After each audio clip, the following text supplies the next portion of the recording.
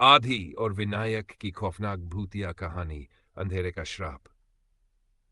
पिछले भाग में आधी और विनायक एक पुरानी वीरान हवेली में प्रवेश करते हैं, जहां उन्हें एक झूला खुद ब खुद हिलता हुआ मिलता है।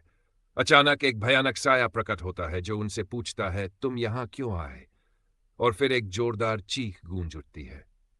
अब आगे चीख की गूंज से हवेली की दीवारें कांप उठीं। आधी और विनायक ने एक दूसरे की ओर देखा। उनकी आंखों में भय स्पष्ट था। साया धीरे धीरे उनकी ओर बढ़ रहा था। उसकी लाल जलती आंखें अंधेरे में चमक रही थीं। हमें यहां से निकलना चाहिए, आधी ने कांपती आवाज में कहा। विनायक ने सहमति में सिर हिलाया, लेकिन उनके पैर मानो जमीन से चिपक गए थे। साया अब उनके बिल्कुल सामने था। उसकी ठंडी सांसें उनके चेहरों पर महसूस हो रही थी। तुमने मेरी नींद क्यों तोड़ी? साया की आवाज गूंजती हुई निकली। हम हम माफी चाहते हैं, विनायक ने हिम्मत जुटाकर कहा। हम नहीं जानते थे कि यहां कोई है। साया ने एक ठंडी हंसी हंसी। अब बहुत देर हो चुकी है। तुमने अंधेरे का श्राप जागृत कर दिया है। अचानक हवेली के दरवाजे जोर से बंद हो गए और चारों ओर घना अंधेरा छा गया। आधी और विनायक ने अपने मोबाइल की टॉर्च जलाने की कोशिश की, लेकिन बैटरी अचानक खत्म हो गई। अब क्या करेंगे? आधी ने घबराते हुए पूछा। शांत रहो, विनायक ने फुसफुसाते हुए कहा। हमें एक रास्ता खोजना होगा। वे दीवारों को टटोलते हुए आगे बढ़ने लगे। तभी एक कोने में उन्हें एक पुरानी सीढ़ी मिली जो नीचे तहखाने की ओर जा रही थी। शायद नीचे से कोई रास्ता हो, विनायक ने सुझाव दिया। क्या तुम पागल हो? नीचे और भी खतरनाक हो सकता है, आधी ने विरोध किया। लेकिन हमारे पास और कोई विकल्प नहीं है, विनायक ने दृढ़ता से कहा।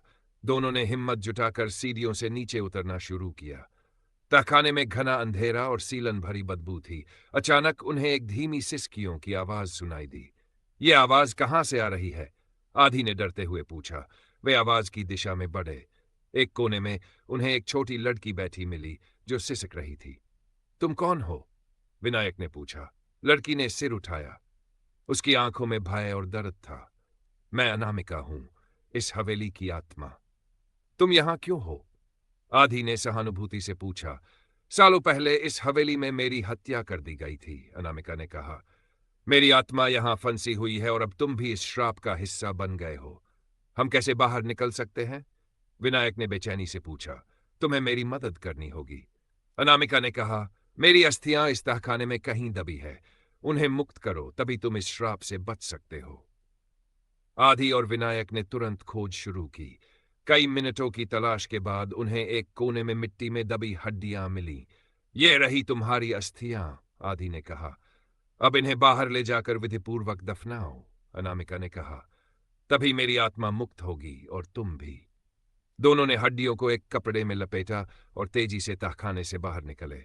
हवेली के बाहर उन्होंने एक गड्ढा खोदा और अस्थियों को दफनाया। जैसे ही उन्होंने ये किया, एक तेज हवा का झोंका आया और अनामिका ने उन्हें खोल दिया हो। आदि और विनायक ने एक दूसरे की ओर देखा।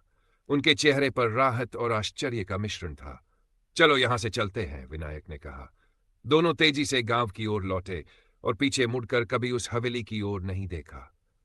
लेकिन उनके मन में हमेशा यह सवाल रहा, क्या सच में उन्होंने अंधेरे का श्राप तोड़ा या वह सिर्फ एक शुरुआत थी? समाप्त।